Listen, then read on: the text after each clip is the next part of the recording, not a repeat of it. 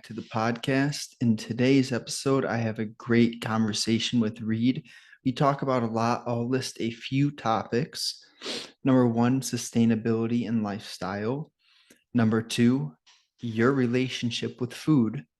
And number three, dopamine and why you need to understand how it affects your system.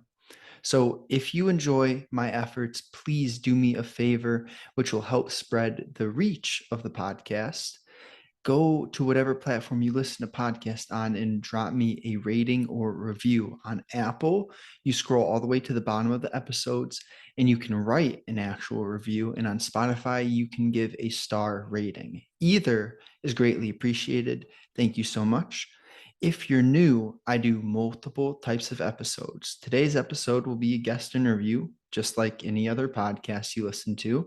I speak to guests who are interesting to me and who I think can provide value with me in a conversation.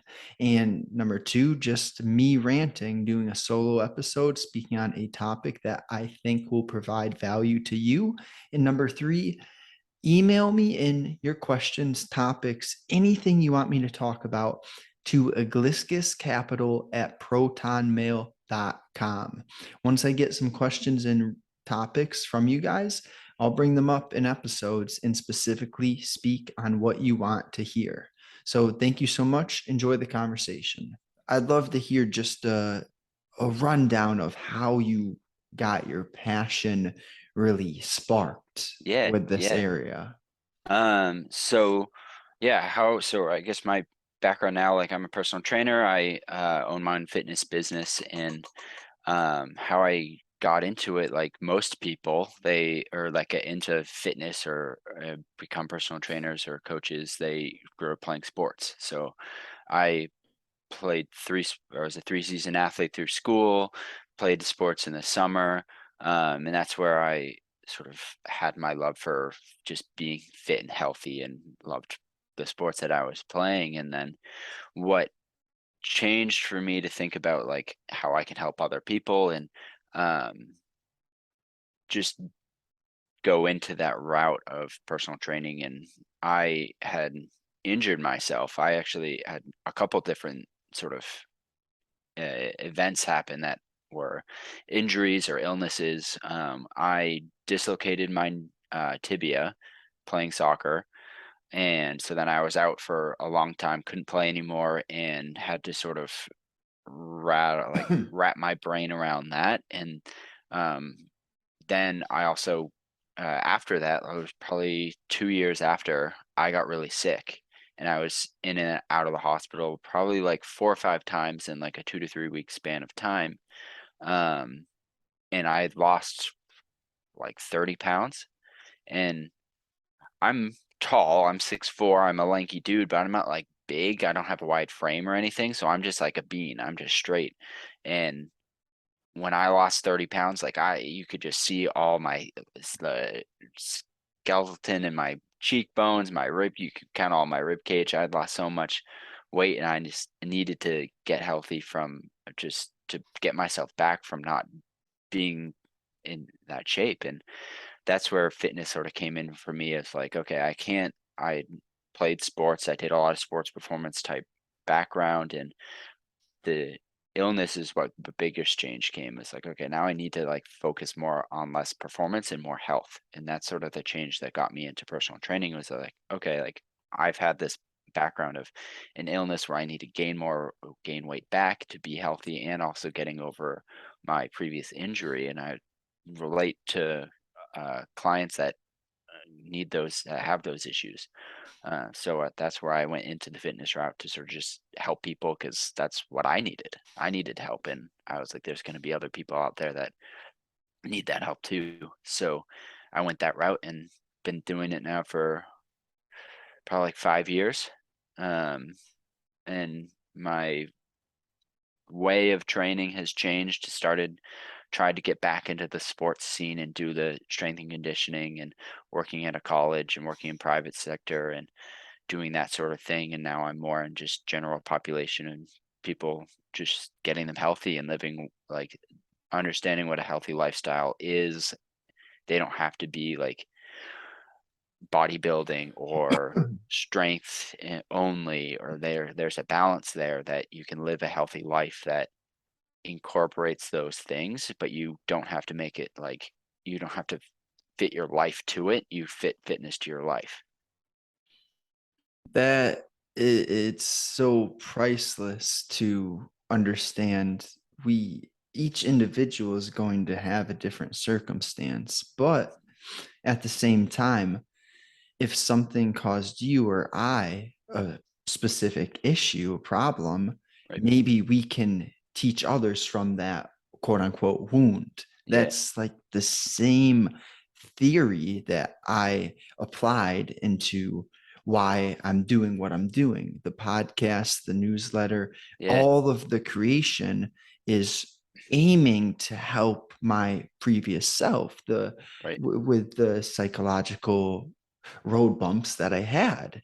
Hmm. And you're on to something when you are teaching from your personal experiences, Right. rather like there's knowledge to be grabbed from books and from other people, but Hmm. at the same time, I think what bothers us or the questions that we have are personal.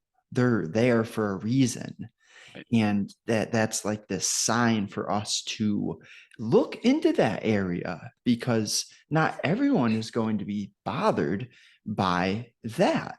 Right. But like you going through that illness and having to put back on weight, that gives you that area to teach from. And Exactly. a similar thing for me building my coaching practice, i I wanted to intertwine the physical health with the psychology, because they really are like Yeah. two Oh peas in yeah. a pod. Yeah. And so do you really focus a lot on the psychology with your clients? Yeah, I do. I focus a lot on habits, building behaviors, and um even with like nutrition, like there's a lot of fad diets out there. There are things that are super popular, like Whole30 was popular, intermittent fasting's all the rage now, and these are great tools, but they're just different psychological parameters that you put on yourself. Like nobody's telling you that for like intermittent fasting, if you're doing a 16/8 fast, you're putting that parameter on yourself. And the goal is because you're shrinking that time, there's no like real magic pill to it. You're just shrinking the time that you have to eat. So then you naturally are going to eat less because you have less time to eat. So you're just putting these psychological parameters around yourself to elicit a certain behavior or get a change. So that's where I sort of like to focus my training is like, yeah, we do our normal stuff. We do our strength training, we do our sets and reps, and we lift heavy and we push ourselves and do that sort of uh, training to get that physical change with the body. But the underlying message for me with my clients is the psychological behaviors that and habits that help to make it so that it lasts a lifetime. Like the worst thing that you can do is like lose weight, a lot of weight in 90 days and then gain it all back. The best thing, it might take a little bit longer, but you're building the habits where you lose the weight. It might take you 5 months, 6 months to lose the same amount of weight in that time, but you're going to keep it off for life because you've built the habit. And that's that psychological component that comes with it. So what I thought of immediately was sustainability. Yeah. And it, it's it's important to have moments of intensity where we Right. test ourselves and Right. really work to push those limits. But in the big picture, like you said, if you do all this hard work and you lose weight quickly, but then Mhm. you let it all come back, that is Right. not beneficial at all. Right. It's eh, And it's good to like you can still do those things. Like, yeah, you can still like go and if it's the you've got 60 days until you go on a vacation for and you're going to be in a bathing suit and you want to look your best. It's like, okay, well, like that's going to be a period of time where you really need to and rank up the intensity and go hard for those 60 days, but you're going to lose the weight and you're going to look good. And that's great to have that sort of a date in the future where you want to like get this result, but don't lose sight of the bigger goal because of that short-term goal. The bigger goal, like, yeah, you want to lose the weight, you want to look good because you're going on this trip, but you don't want to have to do that every time you go on a trip. You want to just get there and stay there so that you can go on a trip at any time and not feel restricted and like, oh my God, I don't look good. I can't go on that trip because I don't look good in that bathing suit. Make it so that your results are sustainable so that you do lose that weight, but you keep it so that you don't have to worry about that sort of thing. And it just becomes sustainable in your life. And I'm not a fan of the word diet at all because No. it implies that we're just doing something for a period of time. Hmm. And I took a note. I think what we want to focus on sharing with people is the lifestyle. Yeah. And that's why teaching habits in the psychology piece of I gotta sneeze. Yeah. All good. That's why teaching the lifestyle portion of what we're working on is so important, Yeah. because if you can do something over a period of time and then you reflect, you refine, and you figure. I love trial and error, Yeah. and it really blows my mind when people say do it my way or the Hmm. highway, because it's interesting. So there are certain things that all humans can relate to. Hmm. We all need water. We Right. all need sunlight to get our circadian rhythms going. Right. But at the same time, you want to be able to test and put together your individual system. Right. Like, me and you probably share so many principles or fundamentals Right. of our frameworks, but at the same time, I know there's certain small pieces Right. of the puzzle that we're doing differently. Right. So how do you take time to reflect upon what's working and what needs to be changed? Um,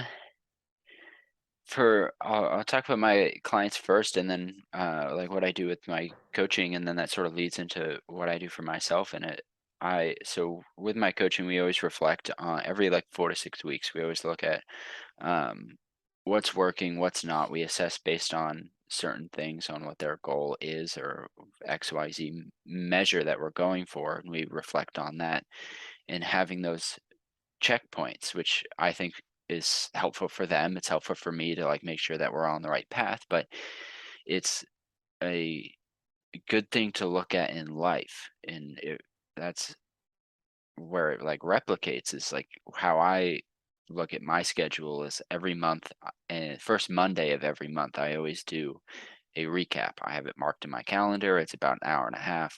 And I just look back and be like, okay, I want to list 3 things that I did well, 3 things that I didn't do great, and then 3 things that I want to just continue to work on and develop that might take longer than 30 days. Um, so that's something where I reflect with myself, and I try to do it once a month. Sometimes I forget because I'm human and I forget things often. But it's just, you gotta, if you're going to be better and progress, and you have to reflect on what you've been doing, and if what you've been doing leads you to your goal, or if you're trying, like you just were talking about, your trial and error, if you're trying something new for the next month, like you have to check back in to see if it was working or something that you can sustain, or is it giving you the results that you're looking for. If it's not, then you need to cut it or adjust it. But if it is, like, maybe there's a way you figure out you can do it a little bit better, and then you continue to do that for the next month. And just having little goals like that, or like I know some people do it every quarter, they do every 3 months, and same thing. It's just, or 3 months or 4 months or 5 months, or they do it every 6 months. And doesn't necessarily, the time limit doesn't matter as much as long as you can have consistency in doing it. Right. It's more important to actually be consistent than how how perfect you are in the Mhm. process of your intensity and reflection. And Right.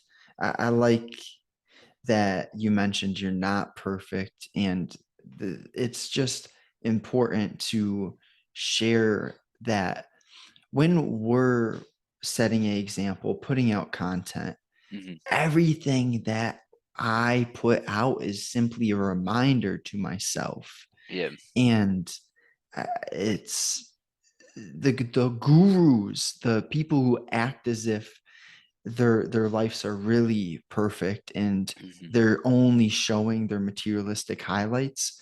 Those Yep. people really deserve to be unfollowed because Right. they're not providing you with value. Right. But something that I love to do, I got it from Andy Frisella, and Mm. it's just called the Power Planner. I have a Okay. piece of paper with Monday through Friday, and each day I write down 1 through 5 and have my top 5 tasks. I kind of make um, most of the week's Hmm. priorities on Right. Sunday night, but Right. it's just this act. If I don't take the time to plan my week to really get clear on what needs to be accomplished, Mm. the tasks, they will fade into the fog and I will forget them. Right. So it's one of the most underrated tools, I think, is the pen and paper. Oh yeah. Yeah. I forget things all the time. So I have like a notebook that I write everything down in, or like I have in my phone, I use my notepad in there, and I have to write everything down because if I don't, it's like out in 2 seconds. So it's just like grabbing the idea and like putting it down on paper. Just for me, I love it because it just takes whatever's in my brain and then like it stores it somewhere else. And there's like a physical version of it. And I, yeah, I need the pen and paper. It just to calm my mind and be able to make sure that I'm not crazy. And I think something that's challenging for most humans is to detach from emotions, from Right. people, experiences. Hmm. And that's exactly what we're doing when we write our thoughts on paper. It's just uh, decluttering that big bundle of thoughts in our head. And these simple things I didn't learn until I was 21, 22 years old. It's like Yeah. I know in my heart that many humans would benefit from having more psychology Hmm. implemented at a younger age. And Right. we're not talking super abstract ideas, just simple methods to declutter your mind. Right. The power of just 5 minutes of consciously focusing on my inhale and exhale, Right. it does so much for your mind. I, I cannot create a valid reason why psychology isn't more prioritized Right. in elementary schools. Like, what Hmm. do you think about that? Yeah, I agree. And thinking like back, even what we've talked about earlier in this podcast is the habits that you build, behaviors that matter, and like how you, what I talk with my clients about, and one of the behaviors is their relationship with food.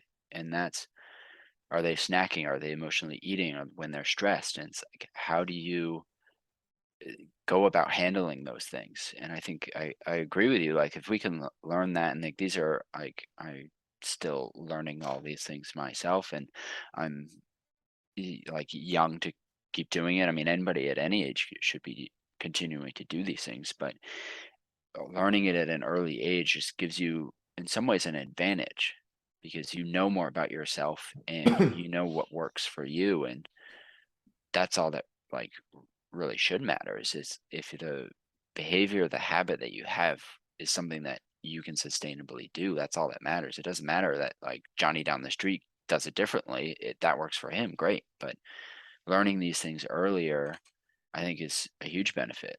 And finding ways that don't work for you is just as important. And the psychology and the behaviors that go around it are important as well. So I think learning that as early as you can is going to set you up for success in anything.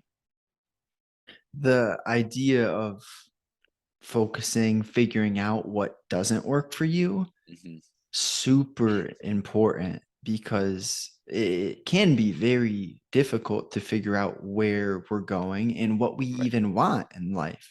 Yeah. Like there are things I think I want, Hmm. a house, a relationship, a fancy car, but I've gotten to this point where I can almost anticipate that the the attainment of the object is not nearly as important as the journey Right. that who you have to become to get Hmm. to those goals. Yep. But it's hard because someone can tell you that and you'll still have to go and achieve the thing yourself to Right. really understand. Yep. And that's why I'm very focused on psychology and the fundamentals, the foundation to a good life, because I just it's so obvious to me that money is a tool, a great tool, and it's Hmm. so helpful, Right. but it's not going to solve your internal issues. Right. External things don't solve internal issues. Right.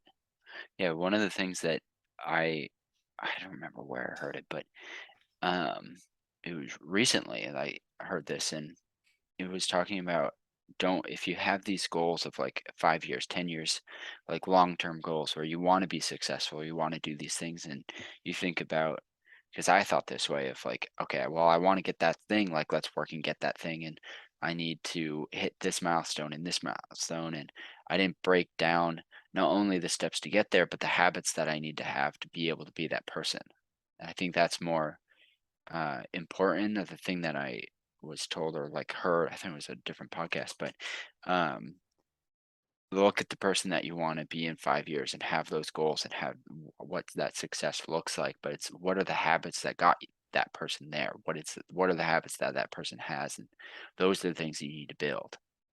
It's not like, yeah, getting better at these skills of sales or marketing if you want to make a lot of money, like those are important as well. But the habits that the successful people have are the ones that you should be working on, in some regards more important, because they're the ones that are building the discipline, the consistency, the doing it at any time of day, no matter what, and not caring about other people's opinions of it, and just working knowing that you're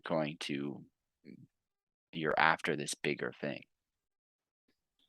And it's these habits, one of the bigger ones that I think most successful people implement is working in a focused manner, Right. not reading 2 pages of a book and then picking up your phone. Right. If I'm going to read a book, I'm going to read for at least 50 minutes to Hmm. 75 minutes and maybe Right. 90 minutes. But success comes from you're a combination of your habits and your environment. And to be effective with your work, whatever it is, you want to work and optimize your energy. And I Hmm. think Jordan Peterson, he says that he can't concentrate for more than 3 hours. So Right. if one of the most intelligent people in the world can focus for 3 hours max, Yep. we should probably break down our bouts into like an hour to 90 minutes. Yeah. That's what I've heard works best. But Right. it's powerful how much more you can get done in a deep work session, no Right. distractions, compared to just texting and picking up your phone every 5 to 10 Hmm. minutes. Yep. That's one of the habits I try to implement is practice not picking up my phone. Hmm. Yeah, I'm working on that myself. I still do. Like wife got really mad at me about this, and not really mad at me, but she notices it, and she's like, "You need to work on this because they're you're distracted," and it's my phone. And I always, because I have clients that text me at all hours, and I'm like, I don't need to respond to them immediately. It can wait. It's not an emergency. So what we agreed upon was setting a certain time of day where we both put our phones down in the other room and we don't touch them. And we made that 5 o'clock. So 5 o'clock, we both put our phones down in that other room. We don't look at them. If it dings, we don't go for it. That way, we're breaking our need, and like that sort of like endorphin kick that you get, or dopamine kick that you get when you like get a notification. You're like, oh my God, somebody needs me. You get excited about it. And we try to put that away, and then that way we can focus on each other and like build our relationship together, and we get to actually be there and focus on us and be there for each other. And we talk about our day, and but even something as simple as just like being there to watch TV with each other. And it's like we're not just, neither of us are scrolling on our phone. It's just the quality time of us being there. And it's something that is I'm still working on and learning, and it's that growth. I think that's important, and it's helpful so far. But I agree, like the grabbing the need from the phone is just, it's insane these days. Yeah, I that transfers well into the importance of understanding dopamine and how we can rewire our circuits by doing actions that require delay and gratification, Right, or we can artificially completely fuck up our dopamine systems right, by getting easy dopamine from the two right. examples I like the best are fast food and porn. Yeah. When you at the touch of your fingers without effort Mhm. can Yeah, fire up those endorphins, right, it destroys your ability to pursue anything right, meaningful, anything right, that requires effort. right. And I am a fan of, see, you mentioned watching TV, and some people get too far to the extreme Mhm. of self-development where you can't watch TV. Right. No, I think it's important to have time to wind down, Yeah. but there's a huge difference between eating Cheetos, scrolling through Instagram, Mhm. watching Netflix all at the same time, Right. and sitting with your partner and actually enjoying a Mhm. show Right. together, minus the food and minus the scrolling. Right. Yeah. Yeah. It's mm, we don't have a ton of shows that we watch either, that, or at least she has more shows that to watch than I do. We watch mostly her stuff, but um that's fine, beside the point. But it's the quality, like you're talking about, the quality time. It's not, you're not there with like snacking on the Cheetos or the scrolling on your phone. Like you're distracted, you're spreading yourself so thin and getting all this dopamine rush from all sorts of different sources that you don't then focus on the person that's next to you. So that's where us putting our phone down, we get to focus on like the task at hand. If you need to like measure out your tasks or put them on a to-do list, but the task at hand is the quality time with each other. And so taking the phone out, putting it away, not having anything that's distracting. It's just us focusing on each other and being there for each other, and then watching the show. And I agree that there's too many people that focus on, or they like glorify how busy they are, and putting like, if you're doing great stuff, like there's a lot of people out there that are doing much higher level stuff than I'm doing. And I am fine with that. Like there's going to be a point in my time that something I'm building towards is being more busy and having success, and that's something that I'm working towards, definitely. But I'm not going to sacrifice the quality time with my wife for reaching for my phone to answer a text message. It's not worth it. That really it comes down to understanding number one, what you mentioned earlier, the season of your life that you're in. Hmm. And number two, like, where are your priorities right now? Right. And once you get clear on where you're headed and the daily tasks that are required to move the needle in that direction, Right. then it's kind of about what not to do, Right. what is sabotaging me. Right. And so what I realize, it's what people will say is when you tell them to stop watching porn, it's not hurting me. It's Right. that they don't see the deeper Hmm. consequences. And one of the things I've heard from Andrew Huberman is when you stack dopamine, that Hmm. is an act you want to stay away from. So if you have Cheetos, it's not nearly as bad as having Cheetos, scrolling through Instagram and watching porn Right. in like a 30-minute time frame, Right. because you just took in so much or created an abundance of dopamine. Right. And then when that, just like a sugar crash happens, you are actually falling below your baseline level Right. of dopamine. So you went up so fast artificially, but now you fall below the baseline, Right. and it feels like you have no, that's where laziness comes from, is stacking dopamine. Hmm. Right. Because you're just looking for that next, like, it's like a drug. You're just looking for that next dopamine hit, and if, especially if you stack it, then it's compounding on itself, and you're always looking for more. Then, and that's where you get comfortable because you're able to, like you said, everything's like at your fingertips now. It's like you're capable of getting access to anything, and it's, you can get an instant dopamine hit from it. So it's, you know you're just destroying all the progress or success that you're going to have or could have because you're just looking at these quick fixes. I absolutely love the idea of who could you be, the Yeah. potential. Yeah. And let's transition into I we talked about how it's important to know what not to do.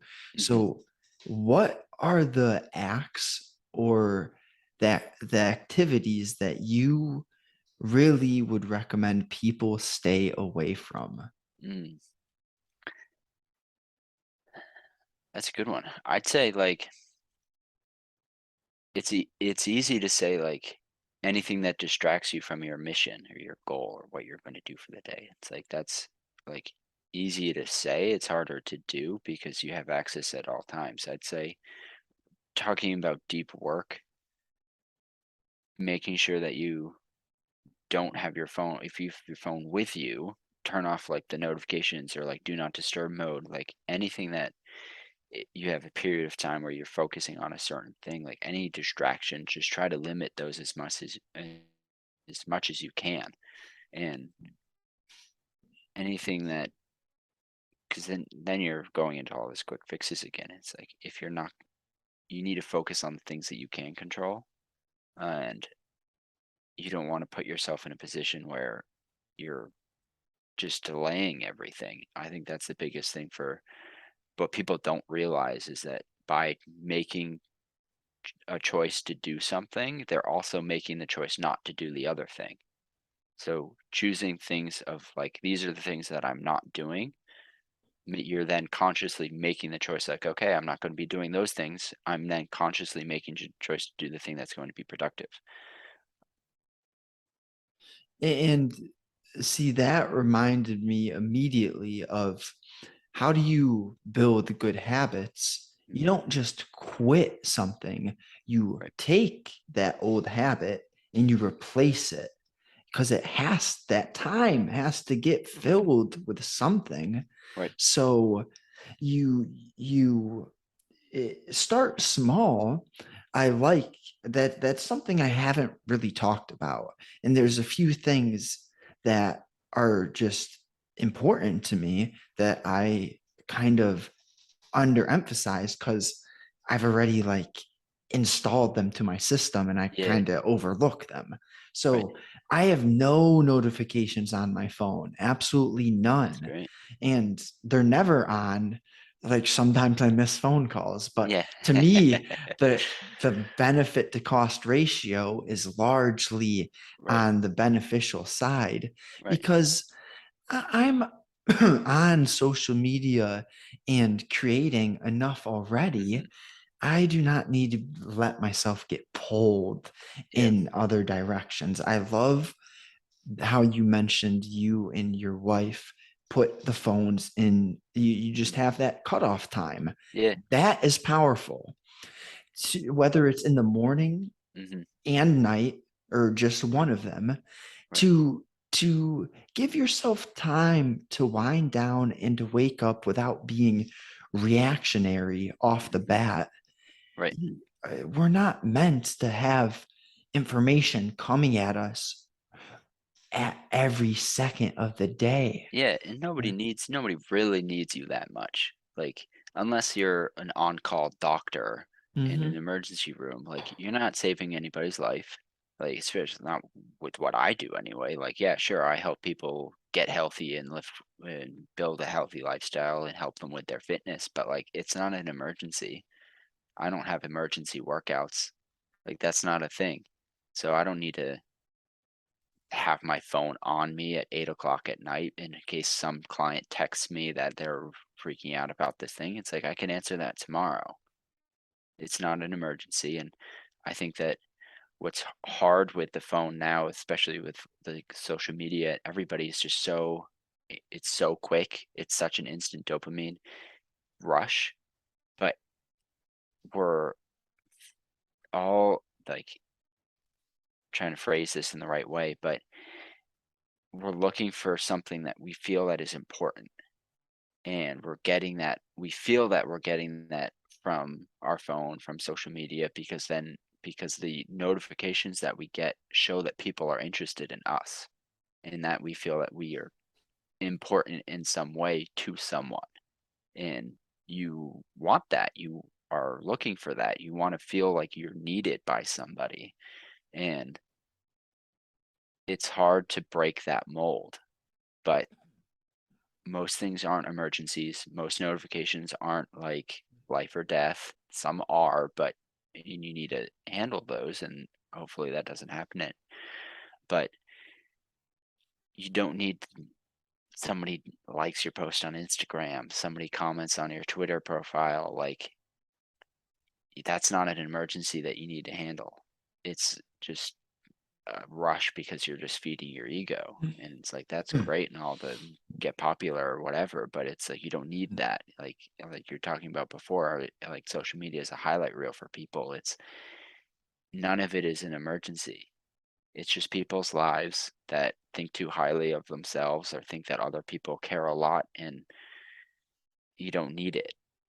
It's should be a place where you provide value for people and you share stuff, you share your experiences like we were talking about before with like my background in fitness. Like I'm trying to just share my experience and like help people help my younger self out by like, hey, like you shouldn't be don't go down this route for X program because you're going to spread yourself too thin and it's not going to be the intensity that you need. You need to focus on only working out 2 to 4 times a week, doing full body, and actually bringing in intensity. It's like focus on the things that I'm just trying to just share the value that I'm trying to give my younger self. And the how important, especially for younger people, is that we kind of differentiate between what is our when is our ego talking, and then Hmm. when is that other voice that is a bit wiser Right. speaking. Like the ego is what drives my need for external validation. Right. And I definitely am not saying be a recluse, don't have friends, but Right. at the same time, you're going to benefit from valuing a few people's opinions. Hmm. You value your own opinion highest, and then have a small circle of true friends Right. that when you tell good news to, they are actually supportive of you. Mm-hmm. See, the indicator of whether someone's a real friend or simply a acquaintance is how do they react when you share good news with them? Right. If they immediately are telling you about someone, their Uncle Joe's recent win, and not engaging with you about what you're telling them, Right. like that's a red flag. They're a acquaintance and not a Right. friend. Right. But when we recognize when is our ego talking, you get Mm-hmm. aware of that voice. The ego is usually the one that self-sabotages, that wants instant gratification. Right. And one of the most the important things is to develop a mindfulness, a awareness of how you're feeling, why you're feeling that way. Mm-hmm. I love the checklist when you're angry or irritable. Have I Mm. drank lately? Have I eaten Right. recently? Did I go outside? Right. It's powerful to do Yeah. that. Yeah, it is. That's a good one. I like that, the checklist. Because yeah, like you need to every the most powerful thing that you could do is have emotional regulation. That's sets apart like people that are crazy successful, people that are in any industry, anything like financially successful, successful in their work, like if they can emotionally regulate and like when they're mad, do they fly off the handle or do they control and reflect and like that checklist that you're talking about, like do they or do you or it's the ambiguous you, like not necessarily you specifically, but do you go through those steps of being like, why am I reacting this way? Like what response, where in me is this getting triggered and why am I reacting this way to whatever situation you're in? And having emotionally regulating yourself is important to be okay. Creating the habit of emotional Hmm. regulation. It's like when I get angry, I used to do stupid things like punch a hole in the wall. Hmm. That's an obvious sign of Right. lack of self control. Right. Now, when I'm angry, I go for a walk. Big difference. And Right. in even the most developed individual is Hmm. going to have negative emotions, angry moments, Right. and times where they make a mistake. Hmm. But really, what differentiates the average Joe and the successful individual is what are you going to do after you make a mistake?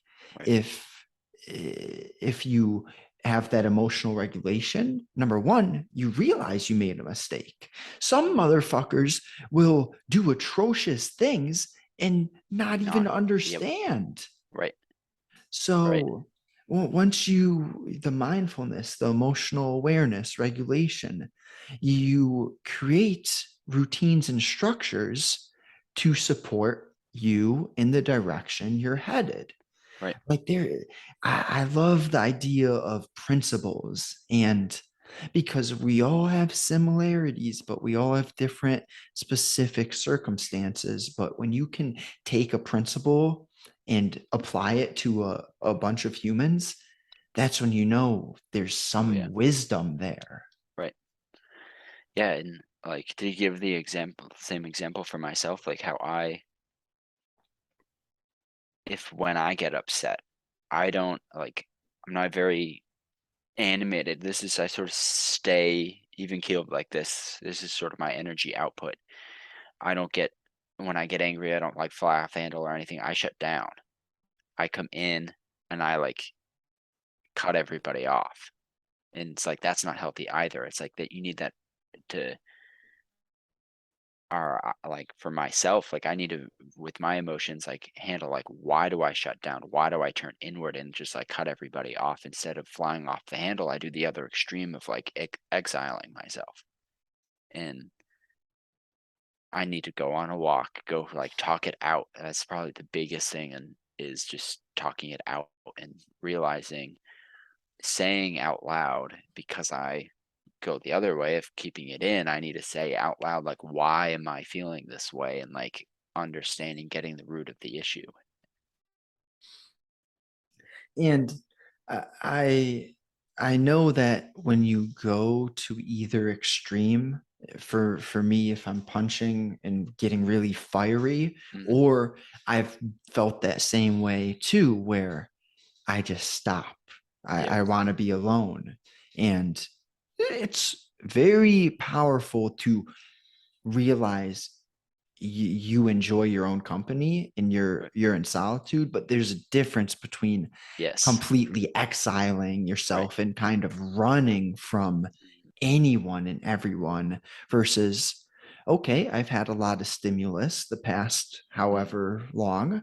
I'm gonna go for a solo hike. I'm gonna read a book for an hour. Just to Right. to to be too far to either extreme is not good. If you're completely codependent on your partner, that's toxic. Right. But if you're such a recluse that you can't even have conversations with people, Yep. that's bad too. Right. We humans are meant to build a balance. Right. Yeah, you need that human interaction, and that's where, like, when I shut down, when I go in and I just exile myself from a situation, and or like walking away is helpful in the moment, because then I don't like go to the opposite extreme. But you need to talk about why you're feeling this way. If you come inward, that's something that I'm learning and not always successful in, but um, learning to talk about why I'm feeling this certain way, because that's reaching out to others and expanding. Like you're talking, you don't need a big circle, but reaching out to those people that are in your inner circle, being like, hey, this is why I'm feeling this way, and like I need support. And it's this ability to ask the right questions, Mm, to investigate, like, where did this feeling come from. right. And often it's not simple. It could be something that happened like over 24, 48 hours ago. Right. And if you haven't identified the underlying impact of that situation, Hmm. it could be rearing its head in all sorts of different ways, which does bring back circle to the point of understanding yourself and doing this sort of inner development to get clear on your triggers for certain activities, your Right. urges that you have when food is a big one, Hmm. or Oh any yeah. bad habit. Like, what is the trigger Right. to overeating? Like, Right. it could be not handling the emotions. Right. Instead of overeating, maybe you take out a piece of paper and you just dump Hmm. what is in your brain on that paper, Right. and you organize that into a few categories. Right. And bada bing, instead of getting emotional and overeating, you just solved it with a healthy act. Right. Right. Exactly.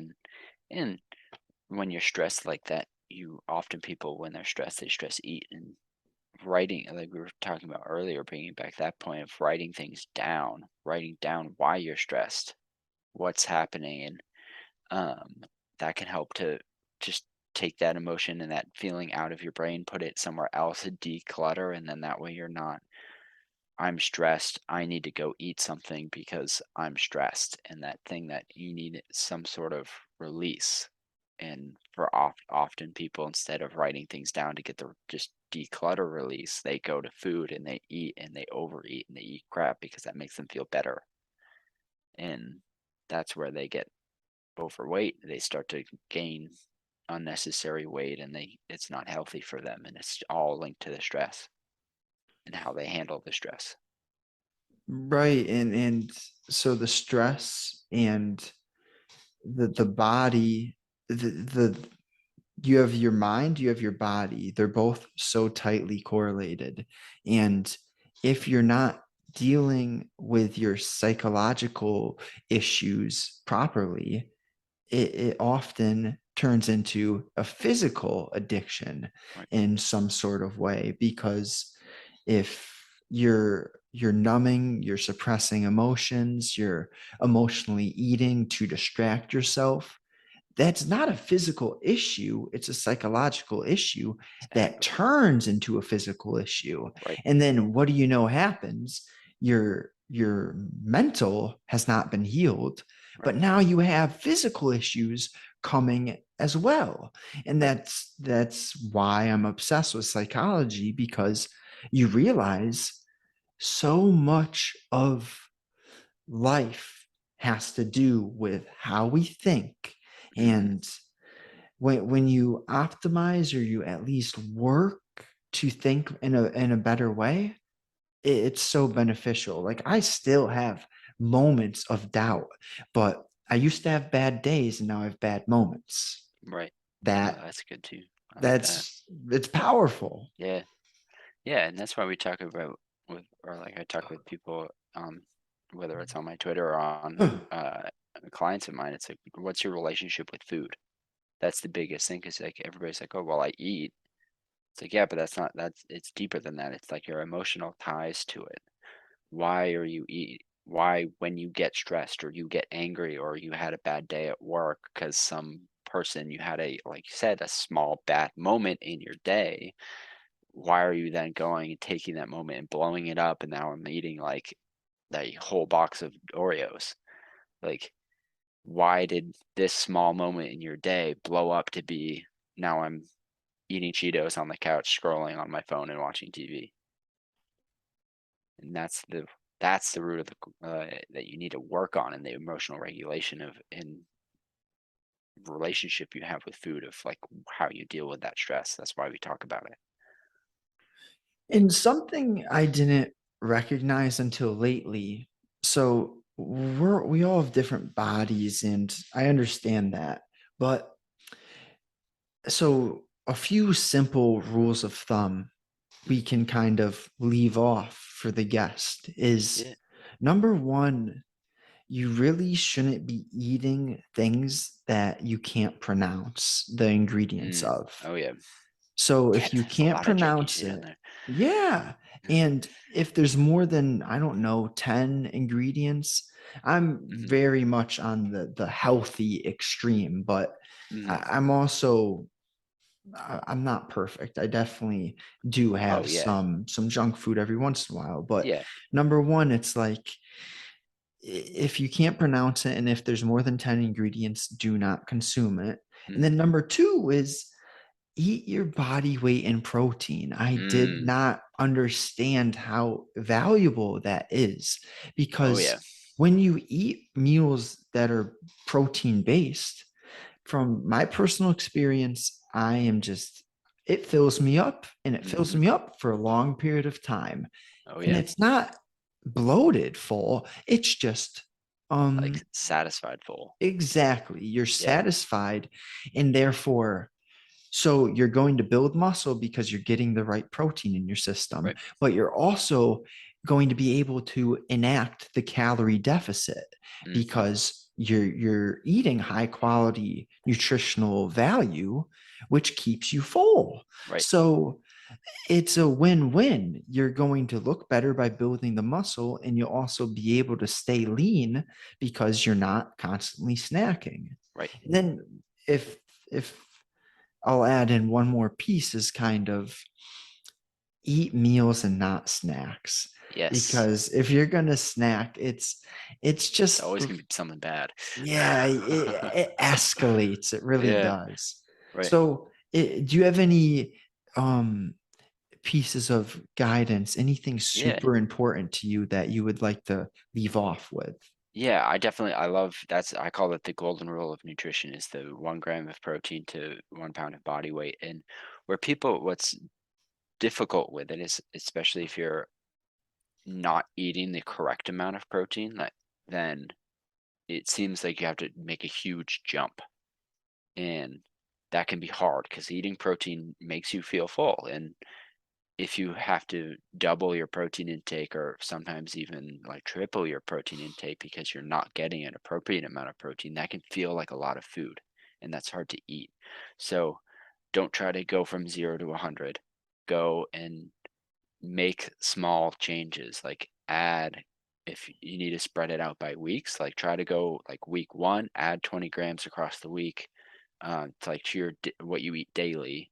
Then just keep stacking like that, because then you're taking that bigger, if like say for me, I weighed in at 201 this morning, so I need to eat 200 grams of protein a day to maintain the body mass or gain body mass that I or to stay in my ideal weight.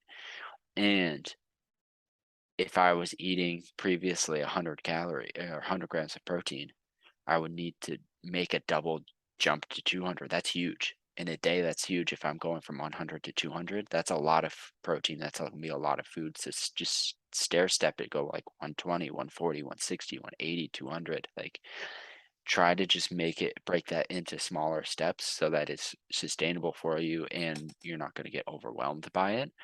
But the thing that I talk about and what I love about nutrition and is the 80-20 rule. If 80% of your day or your week you're eating healthy, you're hitting your goals, leave that other 20% for stuff that you enjoy. That's the fun stuff. That's your ice cream. That's you're going out and you're having a glass of wine with dinner with friends. It's something that makes you enjoy what you're doing, but it's not so much, only 20%. It's not so much that it's going to destroy the goal that you have. As long as you're getting that 80% in, you're going to get to your goal. It might take a little bit longer, but it's going to be sustainable and better for your life. It's one of the biggest things that people talk to me is like, I want to eat healthy, but I don't know what to eat when I go out. And I want to enjoy what I'm eating. And one, I think people that say that healthy food is, this is sort of a side note here, but people that say they don't enjoy eating healthy food, it's like season your food. You can season your food. Seasoning doesn't add any calories to you, but make sure your food tastes good because healthy food tastes good. If you're not, if you think it doesn't taste good, you're just not seasoning your food and you need to do that. So side note on that. But that way, if you're going with the 80% healthy, 20% just fun, that way it doesn't feel like you're dieting. It's something that you're building into your lifestyle. And that's something that I also say with my clients is that we don't diet and exercise, we eat and train. Dieting and exercising are finite, they have an end. Eating and training are goals that are you're working towards, and eating supports that. So make sure that you're eating in a way that's sustainable for your goals. So 80% of the time, if you're eating healthy, hitting your macros, hitting your calorie targets, 20% of the time you get a little bit of fun in there. It's going to be a better change for you. You're going to get to your results, but you're not going to feel like you're trapped. That sustainable aspect, it's really hit or miss. Mm-hmm. That's not the right phrase, but what I mean is if you don't have any flexibility, you don't have that 20%, you're going Right. to burn out. Yeah. So that's why I don't think we should be saints. We'll never be perfect, and Mm-hmm. that's okay. But Right. as long as you're Right. winning 75, 80% of the time, Right. you're going to get results. Oh yeah. Thank you so much for speaking with me. Yeah. Thanks for having me. Of course, and if we want to send them anywhere, where should we send the guest or the Um, audience? Yeah, if you want to check me out on most of my stuff is on Twitter right now. Is my name Reid REID underscore capital H capital F. So that's my business is Hamilton Fitness. So that's the HF at the end. So Reid underscore HF at Twitter. That's where you can find me. Awesome. I appreciate you, man. I'm wishing you a great day. Yeah, you too. Thanks for having me.